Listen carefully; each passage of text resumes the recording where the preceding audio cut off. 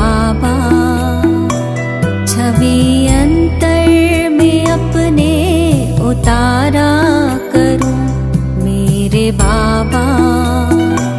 छवि अंतर में अपने उतारा करूं मेरे बाबा। आप है साथ में, आप है पास में, आप है साथ में, आप है पास में, फिर भी प्यार से तुमको। ओम शांति। मीठे बच्चे, जब समय मिले तो एकांत में बैठ विचार सागर मंथन करो। మధురమైన పిల్లలు, సమయం దొరికినప్పుడు ఏకాంతంగా కూర్చొని విచారసాగర మథనము చెయ్యండి। जो पॉइंट्स सुनते हो उसको रिवाइज करो। మీరు ఏ పాయింట్స్ వింటున్నారో వాటిని రివైజ్ చేయండి। प्रश्न, तुम्हारी याद की यात्रा पूरी कब होगी? మీ స్మృతి యాత్ర ఎప్పుడు పూర్తవుతుంది? जवाबु,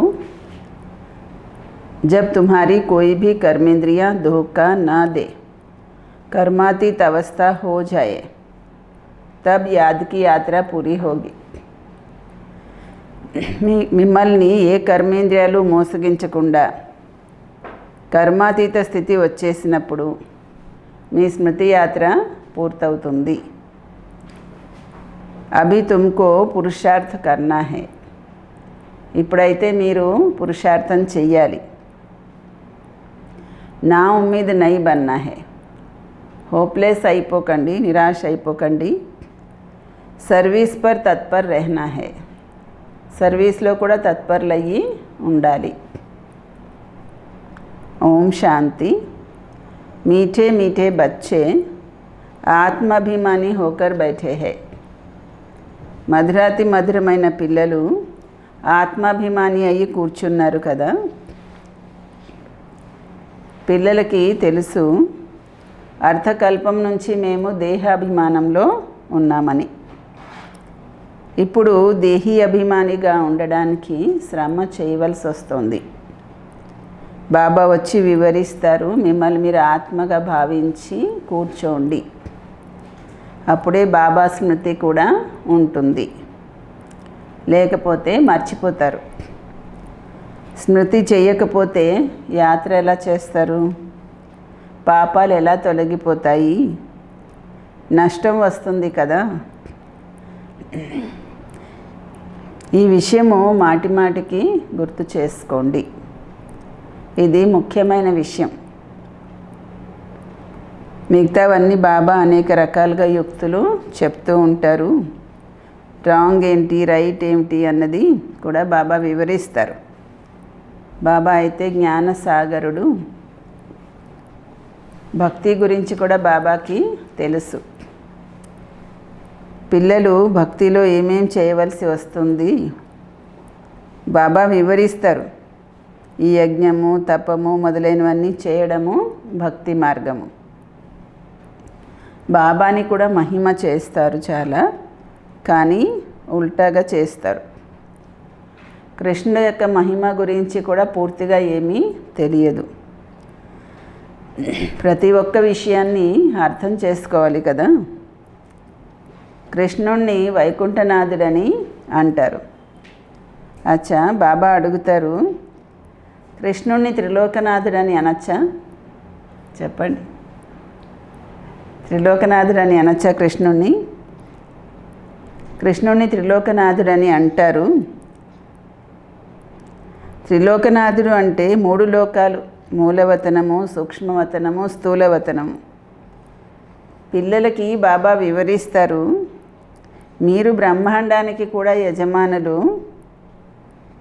కృష్ణుణ్ణి బ్రహ్మాండానికి యజమాని అని అనుకుంటారా? లేదు కదా। అక్కడ కృష్ణుడైతే అక్కడ వైకుంఠంలో ఉంటాడు। వైకుంఠం అని స్వర్గాన్ని, కొత్త ప్రపంచాన్ని అంటారు। ఎప్పుడు ఎవరు త్రిలోకినాథుడు కాదు. బాబా రైట్ విషయమే వివరిస్తున్నారు. 3 లోకాలైతే ఉన్నాయి. బ్రహ్మాండానికి యజమాని శివబాబా, మీరు కూడాను. శివబాబా కూడా, మీరు కూడా బ్రహ్మాండానికి యజమాని. సూక్ష్మవతనం యొక్క విషయం అయితే ఏమీ లేదు. స్థూల వతనంలో కూడా యజమాని ఆయన బాబా యజమాని కాదు. ఆయన స్వర్గానికి యజమాని కాదు, నరకానికి యజమాని కాదు. కృష్ణుడు స్వర్గానికి యజమాని, నరకానికి యజమాని రావణాసురుడు. దీన్ని రావణ రాజ్యం అని, ఆసురి రాజ్యం అని అంటారు. మనుషులు అంటారు కానీ అర్థం చేసుకోరు. పిల్లలకి బాబా కూర్చొని వివరిస్తున్నారు. రావణాసుడికి 10 తలకాయలు చూపించారు. 5 వికారాలు స్త్రీలో, 5 వికారాలు పురుషుల్లో అని. అందరికీ ఉన్నది 5 వికారాలు. అందరూ రావణ రాజ్యంలోనే ఉన్నారు. ఇప్పుడు మీరు శ్రేష్టాచారిగా తయారవుతున్నారు. బాబా వచ్చి శ్రేష్టాచారి ప్రపంచాన్ని తయారు చేస్తారు. ఏకాంతంలో కూర్చోవడం వలన ఈ విధంగా విచారసాగర మథనము జరుగుతుంది. ఆ చదువు గురించి అయితే స్టూడెంట్స్ ఏకాంతంగా పుస్తకాలు తీసుకొని వెళ్ళి కూర్చొని చదువుకుంటారు. మీరు పుస్తకాలు అవి చదవలసిన అవసరం లేదు. మీరు పాయింట్స్ నోట్ చేసుకుంటారు, వాటిని మళ్ళీ రివైజ్ చేయడం కోసం. రివైజ్ చెయ్యాలి, ఎందుకంటే ఇవి చాలా గుహ్యమైన విషయాలు అర్థం చేసుకోవడానికి. బాబా అంటారు కదా, ఈరోజు మీకు నేను చాలా గుహ్యమైన విషయాల్ని, కొత్త కొత్త పాయింట్స్ని వివరిస్తున్నాను అని. పారస్పురికి యజమానులైతే లక్ష్మీనారాయణులు. విష్ణు పారస్పురి యజమాని అనడానికి లేదు. విష్ణు గురించి కూడా అర్థం చేసుకోరు లక్ష్మీనారాయణులు అనే విషయం. ఇప్పుడు మీరు షార్ట్గా లక్ష్యాన్ని వివరిస్తారు. బ్రహ్మ సరస్వతి పరస్పరము స్త్రీ పురుషులేమి కాదు. ఈయన ప్రజాపిత బ్రహ్మ. ప్రజాపిత బ్రహ్మని గ్రేట్ గ్రేట్ గ్రాండ్ ఫాదర్ అని అంటారు. శివబాబాని కేవలం బాబా అనే అంటారు. మిగతా అందరూ కూడా సోదరులే. ఇంతమంది బ్రహ్మ యొక్క పిల్లలు ఉన్నారు. అందరికీ తెలుసు మేము భగవంతుడి పిల్లలు, సోదరులు అని. కానీ ఆయన నిరాకారి ప్రపంచంలో ఉన్నారు భగవంతుడు. మీరిప్పుడు బ్రాహ్మణులయ్యారు. సత్యయుగాన్ని కొత్త ప్రపంచమని అంటారు. ఇప్పుడు ఈ యుగము పురుషోత్తమ సంగమ యుగం అని పేరు. సత్యయుగంలో పురుషోత్తములే ఉంటారు. ఇది చాలా వండర్ఫుల్ విషయము. మీరు కొత్త ప్రపంచం కోసము తయారవుతున్నారు. ఈ సంగమ యుగంలోనే పురుషోత్తములుగా అవుతారు. మేము లక్ష్మీనారాయణులుగా అవుతామని చెప్తారు. వీళ్ళు ఉత్తమోత్తములైన వాళ్ళు, ఉత్తమ పురుషులు. మరి అందుకే వాళ్ళని దేవతలని అంటారు. ఉత్తముల్లో కూడా నంబర్ 1 లక్ష్మీనారాయణులు. ఆ తర్వాత నంబర్ వారీగా మీరు పిల్లలు కూడా ఉత్తములుగా అవుతారు.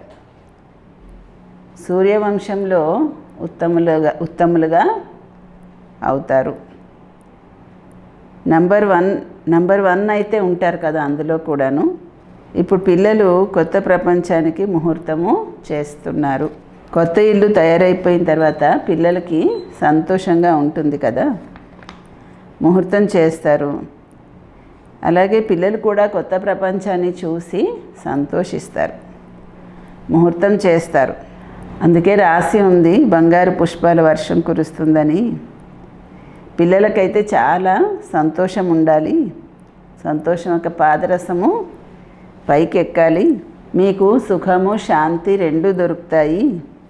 వేరెవరికి కూడా ఇంత సుఖము శాంతి దొరకదు. ఇతర ధర్మాల వాళ్ళు వచ్చేసరికి ద్వైతం అయిపోతుంది. మీకు అపారమైన ఖుషి ఉంది, మేము పురుషార్థం చేసి ఉన్నత పదవి పొందాలి అని. అదృష్టంలో ఏముంటే అదే వస్తుందిలే అన్నట్లు కాదు. పాస్ అయ్యేది ఉంటే అవుతాంలే అలా అనడానికి లేదు. ప్రతి విషయంలోనూ పురుషార్థం తప్పకుండా చెయ్యాలి.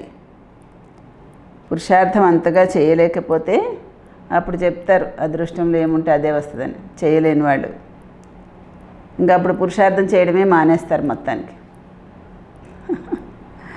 అదృష్టంలో ఉన్నది రావాలంటే అదృష్టం కూడా తయారు చేసుకోవాలి కదా. బాబా అంటారు, మాతలని బాబా ఎంత ఉన్నతంగా చేస్తారు. అన్ని వైపులా స్త్రీకి గౌరవం చాలా ఉంది, విదేశాలలో కూడా ఉంది. కానీ ఇక్కడైతే కూతురు పుడితే మంచం తిరిగేస్తారట. భారతదేశంలో చాలా చోట్ల అలా చేసేవారు. కూతురు పుడితే మంచం తిరిగేసేవారు. ప్రపంచము చాలా మురికిగా ఉంది. ఈ సమయంలో మీరు పిల్లలు తెలుసుకున్నారు భారతదేశం ఎలా ఉండేది, ఇప్పుడు ఎలాగ అయిపోయింది అని. మనుషులు మర్చిపోయారు, కేవలము శాంతి శాంతి అని అడుగుతూ ఉంటారు. విశ్వంలో శాంతి కావాలని కోరుకుంటారు. మీరు ఈ లక్ష్మీనారాయణల చిత్రము చూపించండి. వీళ్ళ రాజ్యం ఉన్నప్పుడు పవిత్రత, సుఖము, శాంతి అన్నీ ఉండేవి. మీకు అలాంటి రాజ్యం కావాలి కదా. మూలవతనంలోనైతే విశ్వంలో శాంతి అని అనడానికి లేదు. విశ్వంలో శాంతి అంటే ఇక్కడ ఉంటుంది. దేవతల రాజ్యము మొత్తం విశ్వంలోనూ ఉండేది. మూలవతనంలో ఆత్మల ప్రపంచం ఉంది. మనుషులకి ఈ విషయం కూడా తెలియదు, ఆత్మల ప్రపంచం అనేది ఉంటుంది అని. బాబా అంటారు, నేను మిమ్మల్ని ఎంత ఉన్నతమైన పురుషోత్తములుగా తయారు చేస్తాను. ఇది అర్థం చేయించవలసిన విషయం. అలాగని అరుస్తూ ఉంటారా ఏంటి, భగవంతుడు వచ్చాడు భగవంతుడు వచ్చాడని. అంత మాత్రాన్ని ఎవరేమీ అంగీకరించరు, ఇంకా తిడతారు. ఇంకా తిట్లు తినాల్సి వస్తుంది. మీరు బీకేలు వాళ్ళ బాబానే భగవంతుడని చెప్తున్నారు అని అంటారు. వాళ్ళ దానివల్ల ఏమీ సర్వీసు అవ్వదు. బాబా యుక్తి చెప్తూ ఉంటారు. గదిలో 8-10 చిత్రము చక్కగా పెట్టండి, బయట కూడా రాయించండి. బేహద్దు తండ్రి నుంచి బేహద్దు సుఖం యొక్క వారసత్వం తీసుకోవాలంటే మానవుల నుండి దేవతలుగా అవ్వాలంటే మేము మీకు వివరిస్తాం రండి అని. అలా చాలామంది వస్తూ ఉంటారు. వాళ్ళంతటి వాళ్ళే వస్తారు. విశ్వంలో శాంతి ఉండేది కదా, ఇప్పుడు ఇన్ని చాలా ధర్మాలు ఉన్నాయి. తమోప్రధాన ప్రపంచంలో శాంతి ఎలా వస్తుంది? విశ్వంలో శాంతి అయితే భగవంతుడు ఒక్కడే చేయగలరు. శివబాబా వస్తారు అంటే తప్పకుండా బహుమతి ఇస్తారు కదా. ఒకే ఒక తండ్రి అంత దూరం నుంచి వస్తారు, మరి ఒకే ఒక్కసారి వస్తారు బాబా. అంత పెద్ద బాబా 5000 సంవత్సరాల తర్వాత వస్తారు. మరి తండ్రి యాత్రలకు వెళ్ళి తిరిగి వచ్చినప్పుడు పిల్లల కోసం బహుమతి తెస్తారు కదా. స్త్రీకి పతి కూడా బహుమతి తెస్తాడు, పిల్లలకి తండ్రి కూడా తెస్తాడు. మరి తాతగారు, ముత్తాత అలా కూడా ఉంటారు కదా. ఈయన్ని మీరు బాబా అంటారు, కానీ గ్రాండ్ ఫాదర్ కూడాను, గ్రేట్ గ్రాండ్ ఫాదర్ కూడా అవుతారు. వంశావళి ఉంటుంది కదా. యాడము ఆదిదేవ్ అని పేరు ఉంది కదా, కానీ మనుషులకి అర్థం కాదు. పిల్లలకి బాబా వివరిస్తున్నారు. బాబా ద్వారా సృష్టి చక్రం యొక్క హిస్టరీ, జాగ్రఫీని మీరు తెలుసుకొని చక్రవర్తి రాజా రాణిగా అవుతారు. బాబా ఎంత ప్రేమతో ఎంత ఇష్టంగా చదివిస్తారు. పిల్లలు కూడా అంతే చదువుకోవాలి కదా. ఉదయాన్నే సమయం అయితే అందరూ ఫ్రీగా ఉంటారు. ఉదయాన్నే క్లాస్ ఉంటుంది, అరగంట పావుగంట మురళి విని వెళ్ళిపోండి. స్మృతి అయితే ఎక్కడైనా చేయొచ్చు. ఆదివారం రోజైతే సెలవు ఉంటుంది కదా, ఉదయాన్నే 2-3 గంటలకి లేచి కూర్చోండి. రోజంతటిది సంపాదన మళ్ళీ మేకప్ చేసుకోండి. పూర్తిగా జోలి నింపుకోండి. టైం అయితే చాలా దొరుకుతుంది కదా. మాయ తుఫాన్లు రావడం వల్ల స్మృతి అంతగా చేయలేకపోతారు. బాబా చాలా సహజంగా వివరిస్తున్నారు. భక్తి మార్గంలో ఎన్నో సత్సంగాల్లోకి వెళ్తారు. కృష్ణ మందిరంలో, శ్రీనాథ్ మందిరంలో, మళ్ళీ అనేక దేవతల యొక్క మందిరాల్లో వెళ్తారు. యాత్రలో కూడా చాలామంది వ్యభిచారిగా అయిపోతారు. అంత కష్టపడి యాత్రలకి వెళ్తారు, ఇంకా లాభం ఏముంటుంది. కానీ డ్రామాలో ఇవన్నీ కూడా నిర్ణయమే ఉన్నాయి. మళ్ళీ కూడా అలాగే జరుగుతుంది. మీలో ఆత్మలో పార్ట్ రికార్డ్ అయి ఉంది కదా. సత్యత్రేతాయుగాలలో కల్పపూర్వం ఏ పాత్ర చేశారో అదే మళ్ళీ చేస్తారు. కానీ మందబుద్ధి అయిన వాళ్ళు ఇవన్నీ అర్థం చేసుకోలేరు. సూక్ష్మ బుద్ధి అయిన వాళ్ళే చక్కగా అర్థం చేసుకొని వివరించగలుగుతారు. వాళ్ళకి లోపల ఫీలింగ్ వస్తుంది, ఈ నాటకము అనాదిగా తయారై ఉంది అని. ప్రపంచంలో ఎవరు అర్థం చేసుకోరు ఇది బేహద్ నాటకం అని. దీన్ని అర్థం చేసుకోవడానికి కూడా టైం పడుతుంది. ప్రతి ఒక్క విషయము డీటెయిల్గా వివరించి మళ్ళీ కూడా బాబా అంటారు, ముఖ్యమైనది స్మృతి యాత్ర అని. క్షణంలో జీవన్ముక్తి అని వర్ణించబడింది. జ్ఞాన సాగరుడని కూడా పరమాత్మని అంటారు. సాగరాన్ని సిరాగా చేసి, అడవిలో చెట్లన్నీ కలంగా చేసిన, భూమిని అంతా కాగితంగా చేసినా కూడా అంతం అవ్వదు అని అంటారు.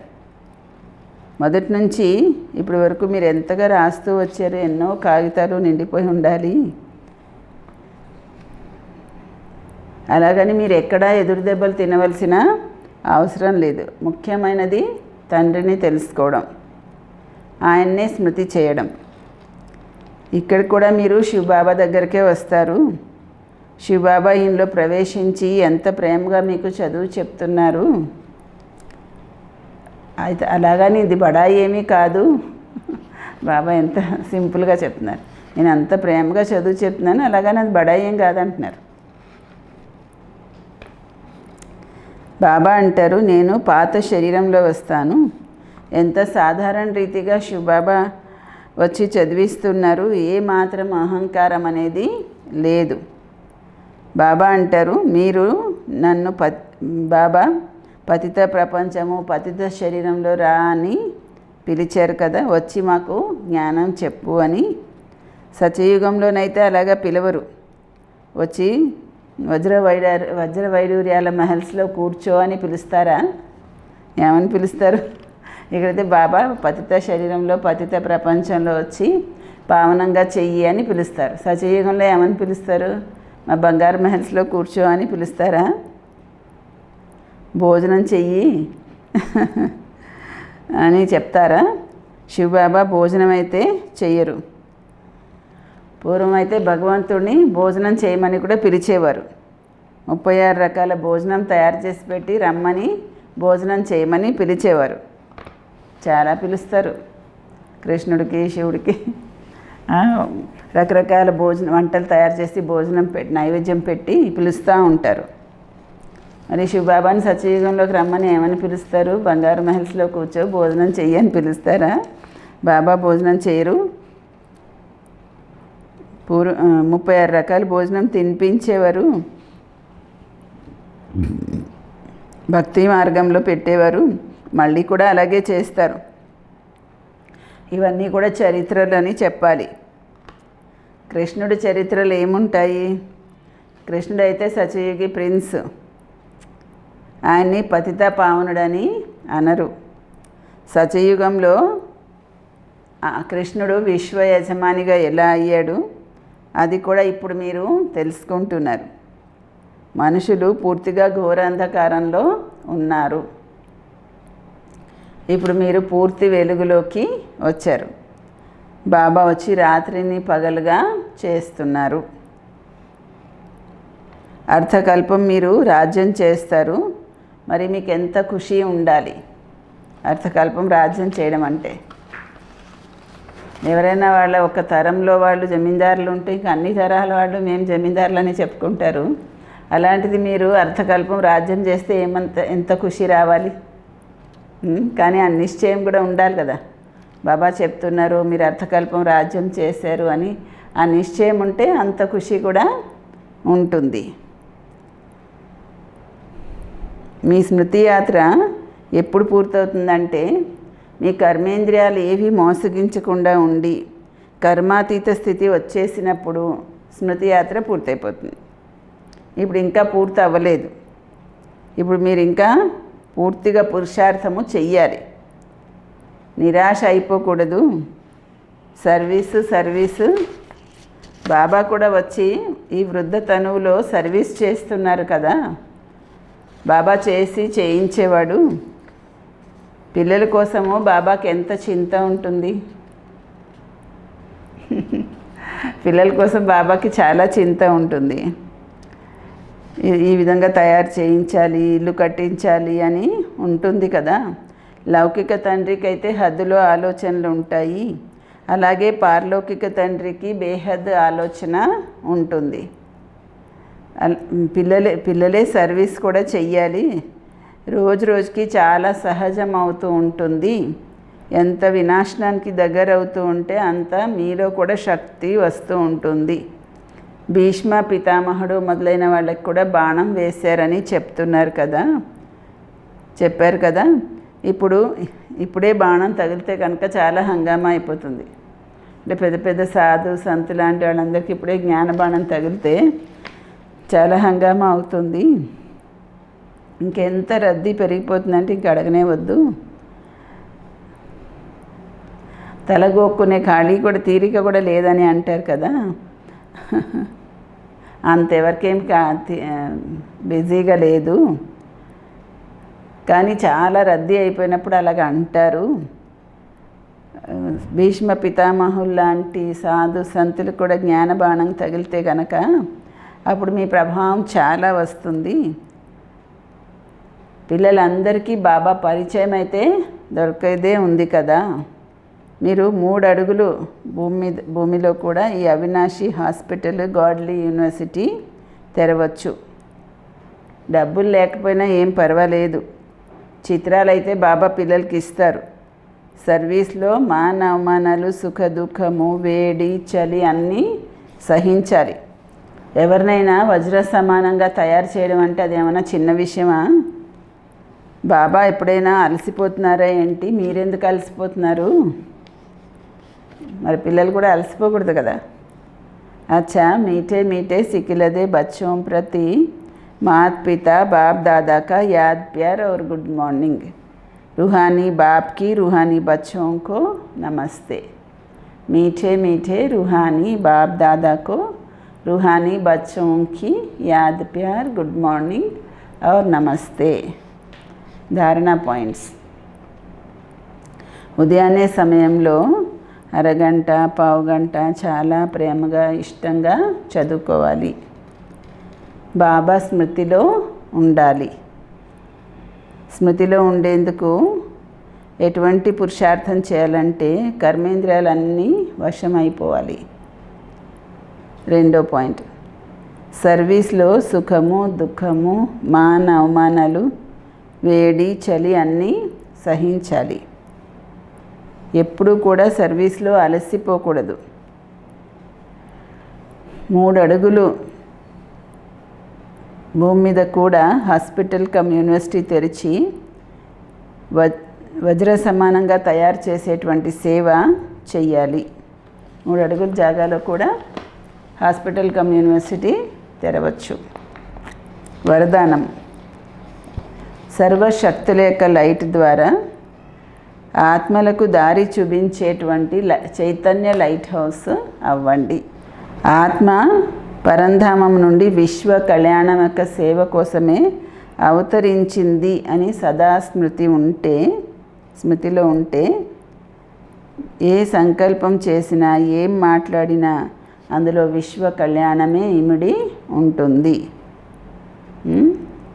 నేను ఆత్మను విశ్వ కళ్యాణం యొక్క సేవ కోసమే పరంధామం నుండి అవతరించాను అని స్మృతి ఎల్లప్పుడూ ఉంటే ఏ సంకల్పం చేసినా ఏం మాట్లాడినా అందులో కళ్యాణమే ఉంటుంది. ఈ స్మృతి లైట్ హౌస్ లాగా పనిచేస్తుంది. ఏ స్మృతి? నేను ఆత్మను పరంధామం నుండి విశ్వ కళ్యాణం యొక్క సేవ కోసమే అవతరించాను అన్న స్మృతి. ఆ లైట్ హౌస్ నుండి ఒక రంగు లైటే వస్తుంది. అలాగే చైతన్య లైట్ హౌస్ అయిన మీ ద్వారా సర్వశక్తుల యొక్క లైట్ ఆత్మలకు ప్రతి అడుగులోనూ దారి చూపించే కర్తవ్యము చేస్తూ ఉంటుంది. ఆ లైట్ హౌస్ ఒక రంగు లైటే వస్తుంది. చైతన్య లైట్ హౌస్ అయిన మీ ద్వారా సర్వశక్తుల యొక్క లైట్ ఆత్మలకు ప్రతి అడుగులో దారి చూపించే కార్యము చేస్తుంది. స్లోగన్: స్నేహము సహయోగంతో పాటు శక్తి రూపంగా అవుతే రాజధానిలో ముందు నంబరు వస్తుంది. ఓం శాంతి. ఈ నెల మురళీలు జ్ఞానామృతాలు వచ్చాయి. అన్నయ్యలు అక్కయ్యలు అందరూ ఎవరెవరు మురళీ జ్ఞానామృతానికి మెంబర్షిప్ కట్టారో అందరూ ఎవరో ఒకరిని పంపించైనా మురళీలు జ్ఞానామృతాలు తీసుకువెళ్ళండి. ఓం శాంతి.